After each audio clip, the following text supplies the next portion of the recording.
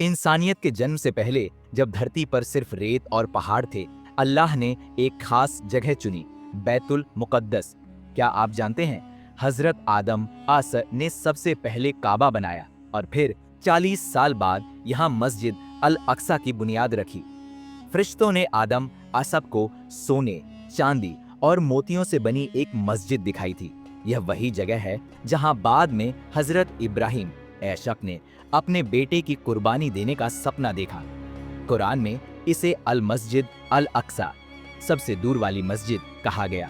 हजारों साल बाद जब बनी इजराइल ने इस जगह को भुला दिया, हजरत दाऊद औस्मा ने फिर से इसकी अहमियत समझी। उन्होंने यहाँ एक बड़े मंदिर, टेम्पल की योजना बनाई, लेकिन अल्लाह ने सिर्फ उनके बेटे सुलेमान आउस को यह मौका दिया। सुलेमान आसैर ने जिन्हों और इंसानों से मिलकर मस्जिद बनवाई, उनकी मौत के बाद उनकी छड़ी पर टिके शरीर को देखकर जिन्न काम करते रहे। यहूदियों का पहला टेम्पल यहीं बना था, लेकिन बनी इजराइल के गुनाहों की वजह से अल्लाह का गजब आया। बाबुल के बादशाह नबूकदनस्सर ने इस पवित्र जगह को तबाह कर दिया।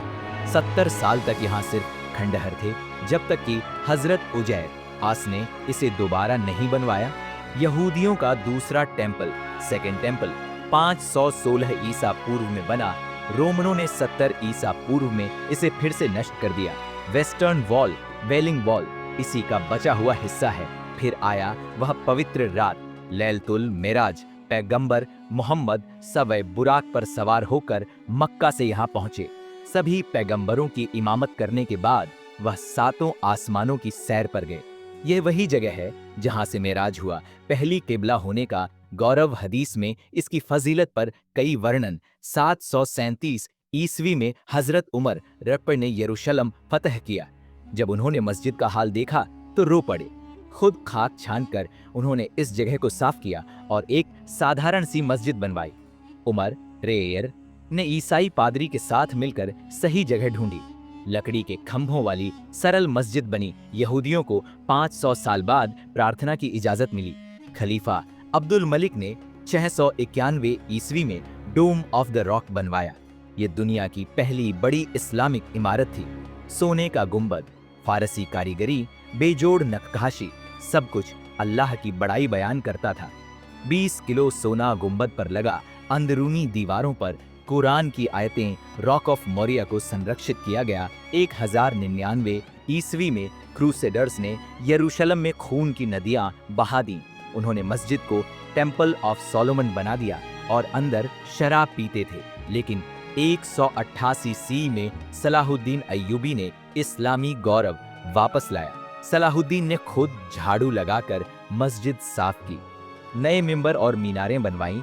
यूरोपीय कलाकृतियों को हटाया गया। सुल्तान सुलेमान ने 16वीं सदी में मस्जिद को नया रूप दिया। उन्होंने चारों तरफ की दीवारों पर नीली टाइल्स लगवाईं, जो आज भी नजारा देती हैं।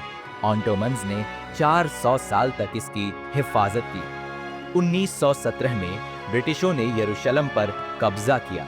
1948 में इजराइल बना और 1967 में उन्होंने पूरे शहर पर अधिकार कर लिया।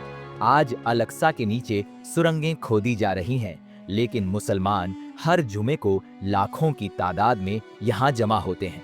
यहूदी थर्ड टेम्पल बनाना चाहते हैं। वक्फ का प्रशासनिक नियंत्रण, अंतर्राष्ट्रीय कानूनी स्थिति। अल अक्सा सिर्फ एक इमारत नहीं, बल्कि हमारे ईमान का प्रतीक है।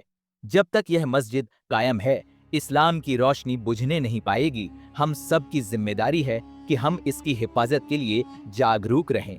अल अक्सा सिर्फ एक इमारत नहीं, बल्कि हमारे ईमान का प्रतीक है। जब तक यह मस्जिद कायम है, इस्लाम की रोशनी बुझने नहीं पाएगी। हम सब की जिम्मेदारी है कि हम इसकी हिफाजत के लिए जागरूक रहें, इस्लामिक इतिहास पढ़ें। पैगंबर आदम आस से लेकर आज के संघर्षों तक के 3000 वर्षों के पवित्र इतिहास की यह यात्रा केवल एक कहानी नहीं है, यह हमारी कहानी है। विश्वास, प्रतिरोध और आशा की कहानी।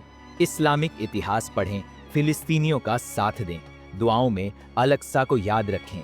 अगर इस वीडियो ने आपको भावुक कर दिया, अगर अल अक्सा आपके दिल में धड़कता है, इसकी विरासत का सम्मान करने के लिए लाइक बटन को दबाएं। अधिक छिपे हुए इस्लामी इतिहास को जानने के लिए सदस्यता लें, टिप्पणी करें। Save Al-Aqsa. आइए अपनी एकजुटता को ट्रेंड करें।